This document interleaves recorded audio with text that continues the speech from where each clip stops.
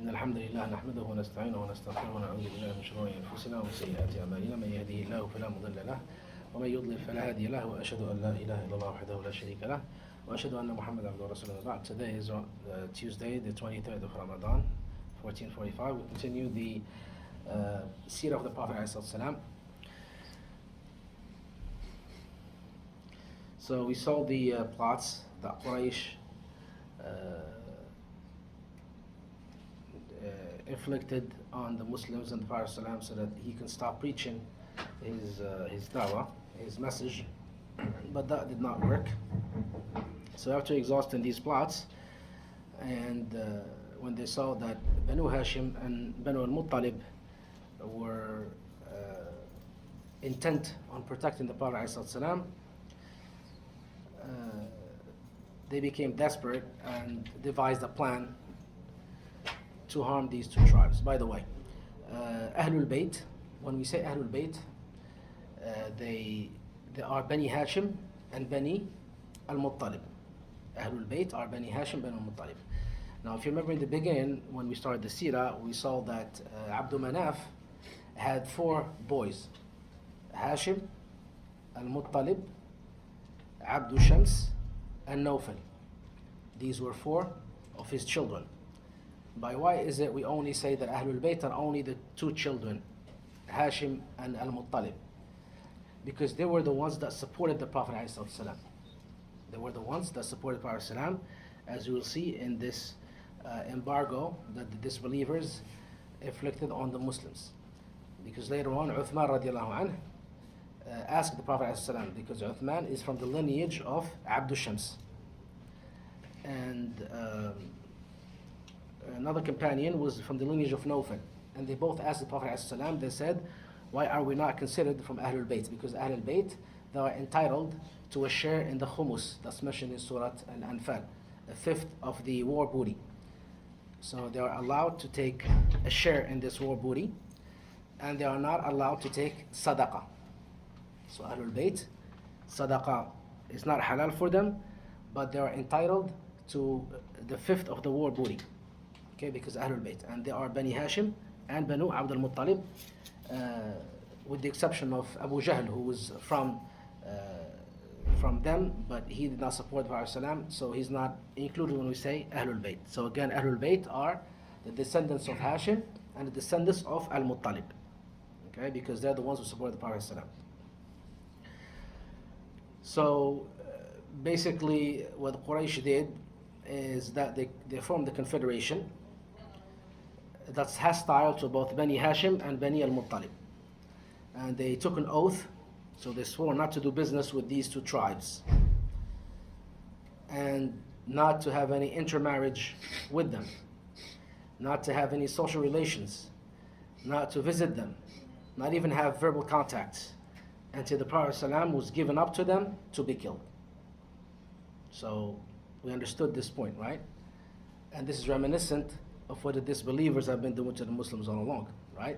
Like the Palestinian enclave of Gaza, this has been done to it for 20 years. 20 years.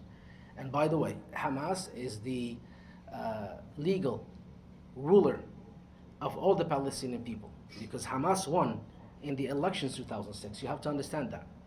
Palestinian Authority are corrupt people that were put in Palestine to serve the purposes of the Jews. Yasser Arafat was the biggest betrayer of this ummah, because in the beginning he was acting like he's fighting the Jews, but all he wanted is just to rule, just like any other despot that the Muslim rulers have. So finally he tried to have his own little country in Jordan.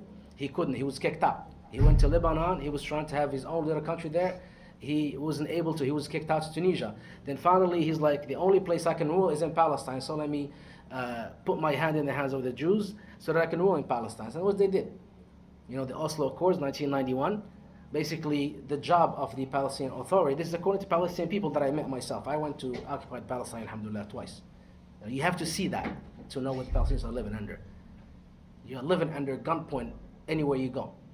You know, a bus is traveling the road, and then there's a checkpoint, and then Israeli soldiers, they come in with their guns pointing at you, and then they ask you, give me your passport. I mean, what kind of life do you think these people are living since the 1920s? So as I said, you cannot appreciate what they're living under unless you've been there. So Hamas is the actual legal ruler. They won in the election 2006. They won by a margin of 56%.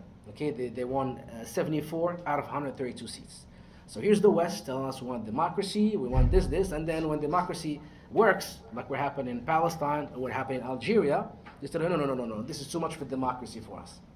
They don't like that democracy. Their only democracy is democracy that's gonna keep the Muslims under the boots, gonna keep the Muslims busy with dunya, gonna keep the Muslims the underdogs of the world, so that they can basically plunder the resources of the Muslim Ummah. Because you know, as Prophet said, the treasures of this whole world, you have to understand, it's in our hands.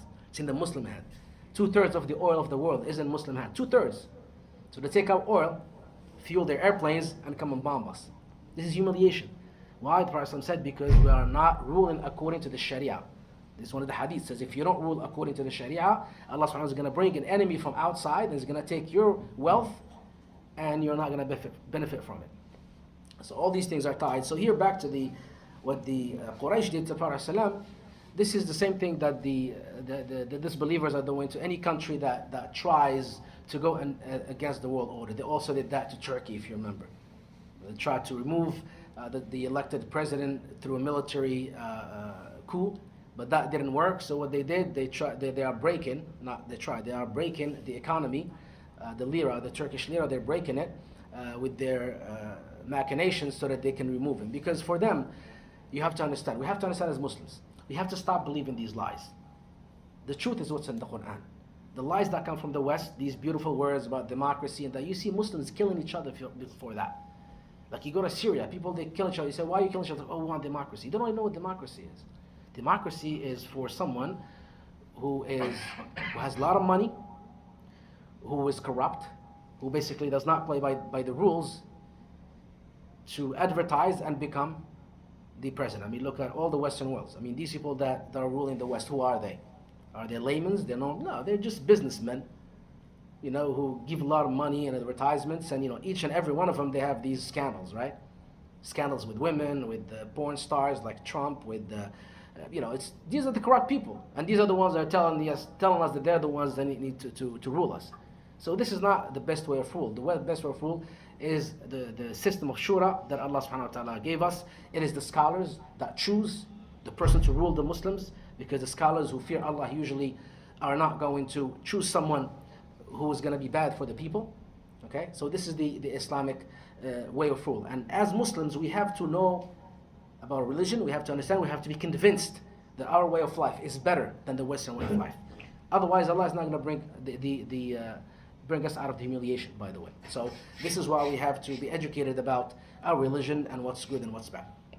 So they put an embargo on him, on the Prophet ﷺ and his two tribes, Banu Hashim and Banu al-Muttalib, until they give up the Prophet ﷺ so that he can be killed. And they wrote this convention. They wrote it, and then they hung it. This covenant, they hung it in the Kaaba. Ibn al-Qayyim said, they said that this was written down by Mansur bin Ikrimah bin Amir bin Hashim or another bin al-Harith. But what is correct is that it was Baghid bin Amir bin Hashim is the one that actually wrote this covenant, that they should not intermarry with Banu Hashim, Banu Muttalib. They should not deal with them. So, and the Prophet ﷺ made dua against him, as is mentioned in Bukhari, and Allah subhanahu wa ta'ala paralyzed the hand that wrote this covenant. And we ask Allah subhanahu wa ta'ala to paralyze every single hand that's writing covenants that are against the benefits of the Muslims. So this treaty was attached to the wall of the Kaaba. All of Banu Hashim, Banu Muttalib were boycotted. So Abu Talib, when he saw that, basically he withdrew his family members to the eastern outskirts of Mecca, in a narrow pass called Shi'b Abi Talib. And that's around the beginning of Muharram, in the 7th year of the Bi'atha, when Prophet ﷺ was sent, 7 years after Rasulullah was made a prophet. And that lasted for 3 years until the 10th year of the message. And of course it was a horrible and deadly siege. The food was almost stopped from them. They had to eat leaves. Okay, so this is the best of mankind, the Prophet ﷺ, Khadija radiallahu anha, and other great Muslims that we know about. This is what you see: trees, skins of animals, to the point that a companion is narrating that once he was urinating, may Allah preserve you, and then he heard a noise like something hard that the urine was falling on, and it was a small piece of animal skin that's dried. So he washed it, and then he basically put it into powder, and then they cooked it with some water. This is how much, this is how hungry they were. So if we see our brothers in Palestine undergoing this, we have to understand this is the sunnah of Allah subhanahu wa ta'ala. Because Allah subhanahu wa ta'ala says in the Quran, وَلِيُبَدِّلَنَّهُمْ مِنْ بَعْدِ خَوْفِهِمْ أَمْنًا. The ayah, all the ayah says, وَعَدَ اللَّهُ الَّذِينَ آمَنُوا مِنْكُمْ وَعَمِلُوا الصَّالِحَاتِ لَيَسْتَخْلِفَنَّهُمْ فِي الْأَرْضِ كَمَا اسْتَخْلَفَ الَّذِينَ مِنْ قَبْلِهِمْ وَلِيُمَكِّنَنَّ لَهُمْ دِينَهُمْ الَّذِي ارْتَضَىٰ لَهُمْ وَلِيُبَدِّلَنَّهُم مِنْ بَعْدِ خَوْفِهِمْ أَمْنًا يَعْبُدُونَنِي لَا يُشْرِكُونَ بِي شَيْئًا. Allah subhanahu wa ta'ala has promised. Allah promises, you know the promise is going to come to pass, right? Allah has promised those who believe among you and do righteous good deeds, that He shall give you inheritance of this land. You're going to be the rulers of the land, the same way He made your forefathers the rulers of the land. And He shall make your religion, Islam, true monotheism, is the religion that is strongest in the world. And He shall change your fear into security. So fear has to come before security. Okay, so whatever the Muslims are undergoing, this is the price. These are what's called growing pains, the price that the Muslims have to pay for purification, because we have gone too far away from the religion. We have become too involved with dunya. So Allah subhanahu wa ta'ala is making us taste the punishment so that we can go back to Him. وَلَيُذِيقَنَّهُم مِّنَ الْعَذَابِ الْأَدْنَى دُونَ الْعَذَابِ الْأَكْبَرِ لَعَلَّهُمْ يَرْجِعُونَ. Surely Allah subhanahu wa ta'ala shall make you taste the punishment in this world before the punishment of the hereafter, so that perchance you may repent and go back to your religion. So this is for our own good. This is for our own good. Of course, cries of little children suffering from hunger used to be heard clearly. You know, I saw some videos really that are reminiscent of the videos that the Jews were showing about what Hitler did to them. You know, babies that you see them just skin on bones. These things, we used to see them in documentaries, and we used to feel horrified and say, oh my God, what a monster this Hitler was. Now they're doing it to the Palestinians. You see actually Palestinian kids, all you see is bone and skin, and the eyes protrude. It's scary scene. Wallahi, it's scary scene. And then someone comes and tells me human rights? Come on. I disbelieved in this human rights. And it's believed in every single thing they call it the Muslims do. And I believed in Allah subhanahu wa ta'ala and His messenger. So children cried because of hunger. And nothing eatable reached them except on a few occasions. Now there were some people that had the good heart among the polytheists, like Hakim bin Hizam, who used to try to smuggle some wheat to his aunt Khadija radiallahu anha, the wife of the Prophet ﷺ. So he used to try to smuggle the food to her, and one day Abu Jahl intercepted him and tried to prevent him from doing that. But then Al-Bukhturi intervened. Al-Bukhturi is one of the good people at the time. He was not Muslims, but he's going to be one of the few people that are going to tell Quraysh, we got to stop this embargo. This is inhumane what you are doing to them. So Al-Bukhturi managed to let him go to his aunt Khadija. Abu Talib, he was always worried about the Prophet ﷺ, for Quraysh to kill him at night. So at night he would tell everyone to go to sleep, including the Prophet ﷺ. And then when everyone slept, he would go to the Prophet ﷺ and tell him, change the place where you're sleeping. So he would change his place. So that if someone comes to try to kill him, they're not going to kill the Prophet ﷺ because he changed places. And in spite of all of this, the Prophet ﷺ used to always go to the Kaaba, pray publicly, and used every opportunity to preach to outsiders. Used every opportunity to preach to outsiders. In other words, all this harm did not stop him from calling to Allah subhanahu wa ta'ala. So finally, you know, the Quraysh, there were some people among them that did not like what was happening, because there were people that had humanity in them, right? I mean, the least we can say. So in the 10th year of the Bi'athah, Muhammad was made the Prophet, the pact was broken by Hisham bin Amr, who used to smuggle some food to Bani Hashim secretly at night, who also went to Zuhair bin Abi Umayyah al-Makhzumi and condemned him for agreeing to such an intolerable treatment to these two tribes, Bani Hashim and Bani Muttalib, and then they agreed to go to other people like Hisham bin Amr, Zubair bin Abi Umayyah, and then Mut'im bin Adi. And Mut'im bin Adi, by the way, is the one that asked, he was from the lineage of Nawfal, and he was the one that asked Prophet ﷺ why he's not considered Ahlul Bayt, even though he's from the lineage of Nawfal. So in any event, they went to Abu Jahl, and they told him that we have to stop this, okay? What we're doing is not right. And basically they told him that, we have to let these people come back to wherever they were. But Abu Jahl was cunning, so because he saw these 5 people against him, he attempted to push them away politely by telling them, we have resolved this problem already. In other words, don't be worried. In other words, he doesn't want to break the pact, so he's telling them we're solving the problem some other way, so just go. Like they say today, negotiations, we don't want negotiations.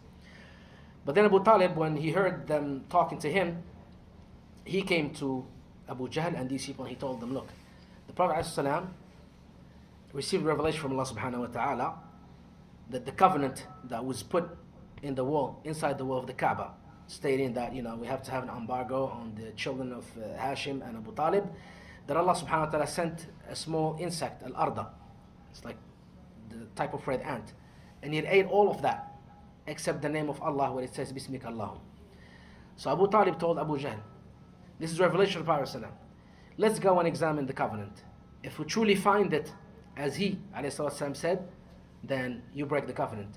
If you find that he lied, that means he's a liar, he's not a messenger, I'm going to give him to you. It was a big challenge to Abu Jahl, and he couldn't say no. So finally they went there and they found that in reality, as the Prophet ﷺ has foretold them, this ant has eaten all of the covenant except the wording where it says Bismika Allahum. So the declaration was cancelled, and then Muhammad ﷺ and the other people were permitted to leave Shib and return home. In the context of this trial to which the Muslims were subjected, the polytheists had a golden opportunity to experience a striking sign of Muhammad ﷺ's prophethood, which is the ants eating away at this covenant. But they did not believe in that. In other words, just by the mere fact that something inside the Kaaba, and he ﷺ told them that this is what happened, should be for them a sign that he ﷺ is telling the truth. But then, as Allah subhanahu wa ta'ala says about the disbelievers, if they see every sign, they will turn away and they will say, this is continuous magic. They're not going to believe. So, therefore, the Prophet ﷺ, as we said, Allah subhanahu wa ta'ala was preparing the generation that was going to build an ummah in Medina. Because these trials differentiate between the weak-hearted ones, the ones who are conveniently Muslims, from the ones who truly believe in Islam. So we're going to stop here today, inshallah. If you have any questions, you can go ahead and